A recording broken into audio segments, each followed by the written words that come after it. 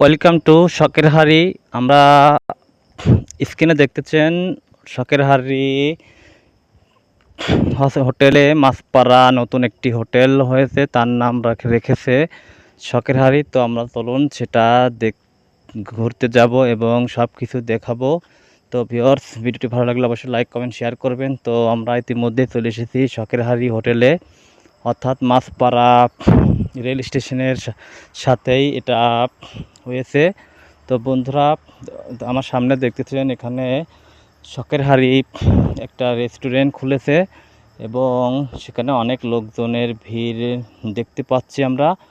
তো এখানে তন্দা রুটি থেকে শুরু করে অনেক কিছুই রয়েছে।